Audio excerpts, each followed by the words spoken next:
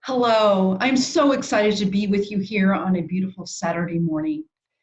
You know, I've been watching the conference for the last few days and have been so inspired by the amazing individuals that I was able to go to school with, but also to hear from people who both preceded me and also followed me at Yale. I do not take for granted the few minutes I spend with you to share something that's been on my mind and heart for a while. You know, as we started to plan this event over a year ago, I had the opportunity to be around the table to think through what would resonate with attendees. What did we want to bring out at the end of the day? And one of the hopes that I had personally is that we would use this opportunity to think about how we're going to shape the future of this world together, not independently, but as Yaleys coming together to share our passion and our vision for a world we want to live in together. So I want to spend just a few minutes thinking through that concept with you and to hopefully galvanize you all to think about how we can come together to make this world a better place.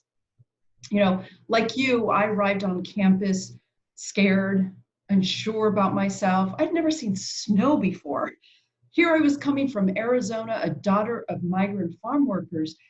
But once I reached campus and met the professors and my guidance counselors and everybody who was there to help me, I realized that this was a once in a lifetime opportunity to get knowledge to help change the world. Yale did that for me.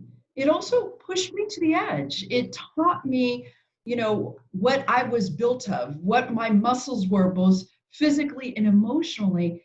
And it set me off. It set me off on a future path that I've been on now for almost 30 years. For us, we all have catalyst moments in our life. I had several when I was on campus. I'm sure if I asked each of you what your catalyst moments were, you would have similar stories. My catalyst moment came frequently in my career around the issues of underserved populations. But one in particular jumps out at me. It was when I was back in Arizona after graduating from law school and serving for President Clinton. I was overseeing a program dealing with the homeless population in Arizona. And once a year across the country, we count the homeless. And so I got tagged to go out with 2 police officers. And we spent 5 hours counting the homeless under bridges and empty cars. And we finally got to this overflow shelter, a huge warehouse that I rented with state money every year because we had so many homeless people come to Arizona seeking shelter that we had to figure out a place for them to sleep at night. I remember, looking at all the numbers around the homeless population, and one of the things that jumped out at me was, why were kids and single mothers and families entering our shelters in higher numbers every year? Long story short, we get to this overflow shelter that night in February, and there were 300 men sleeping on mats at the front of the shelter, this huge warehouse. And I tiptoe through their sleeping bodies and I get to the back of the shelter. And I found this little boy and this little girl sitting on the ground playing with some toys with the volunteer who was with them. And I sat down, and Andrea was the 12-year-old girl, and her little brother was with her. And like a good government bureaucrat, I sat down and I said, Andrea, I'm from government. How can I help you? And she looked at me and she got very serious.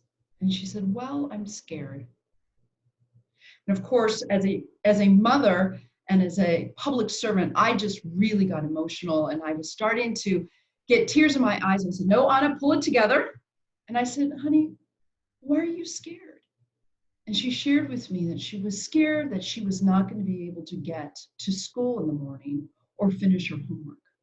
I found out later that Andrea, this 12-year-old little girl, had been couch surfing for many months with her mother and her little brother, that they had been homeless, her mother had lost her job, and they were trying to figure out a way forward.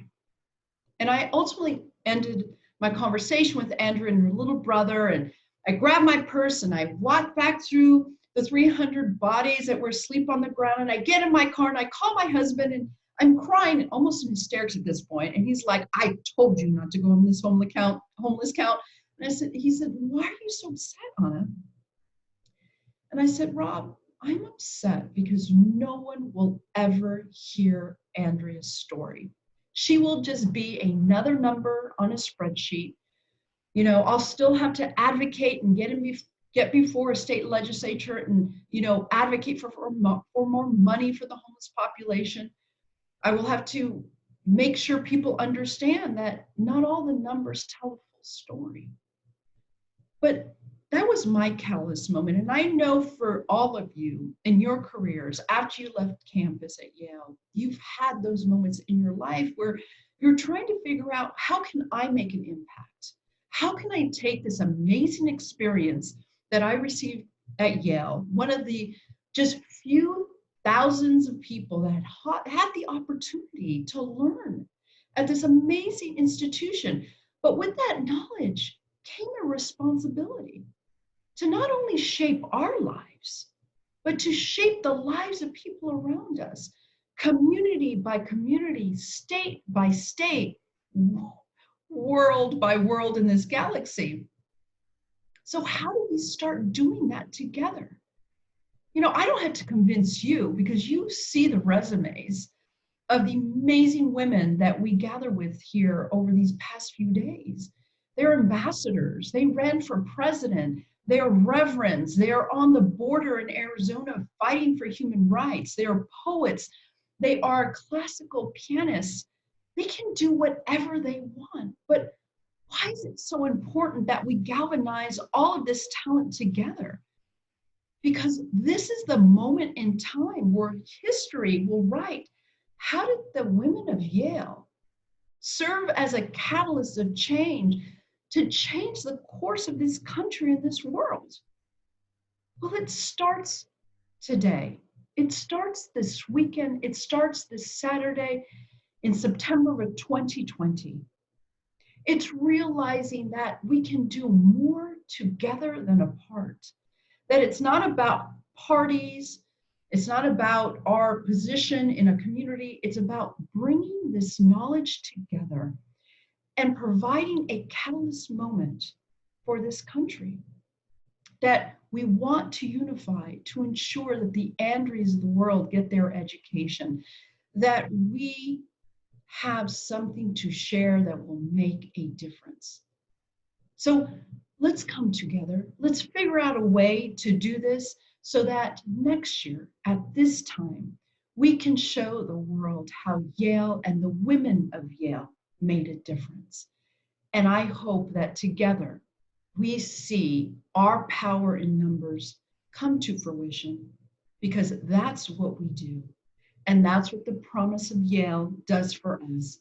And that's our promise for the future generations of this country.